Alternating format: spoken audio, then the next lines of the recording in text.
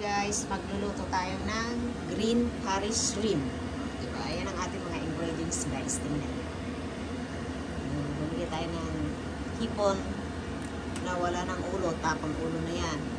Yung gagamitin natin gulay. Diba? Okra. Talong na bilog na parang itlog. Siyempre, ginayat ko na tong sitaw at carrots. Gagamitin natin yung curry paste ay itong nabili natin sa Thailand na green curry paste. So, yun, simulan na natin guys. Igisa natin ito. Bawang.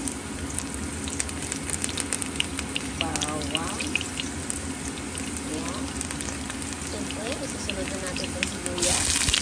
Pareho lang yan. Halo-haloin na natin. Saka ito. Papabango na luya.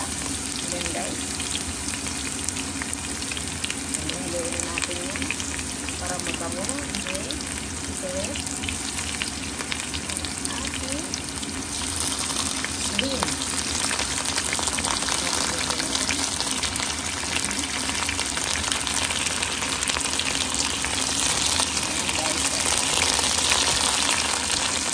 Ayan lang natin haluto itong ating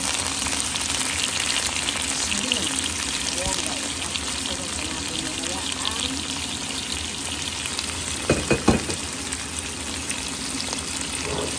gulay.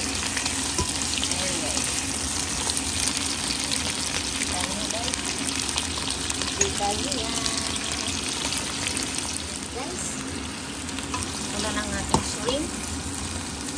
Ayan. Balik na rin natin ng konti. And then, lalagyan na natin siya ng green tomato paste. May lasa na po yan guys. So, nakakaya kayo masyadong maglagay ng seasoning. Sarap. May lasa na yan. Maanghang na. Kompleto na yan. Hindi nakakaglagay ng seasoning. Ayan. Tapos, ilagay natin yung gulay kasi gagataan natin mamaya. Hayaan lang natin maluto ang ating gulay. Ayan. At ihalo natin itong talong. At gagayatin ko pa. Bilog pa. Ayan natin yung malambot yan. Ayan guys. Luto na po ang ating sitaw na gulay. Lalagyan na natin yung talong. Ayan. Green na green talaga. Green curry. Ayan. And then, lalagyan natin to okra. Tapos, itong ukumama na gata. Ayan, nabili po natin yan sa Pilipinas. Dinala po natin. Ayan po. Tayo lang natin siyang kumulo at maluto yung ating talong na inilagay. Ayan, green na talagang curry. Ito lang ang hindi green.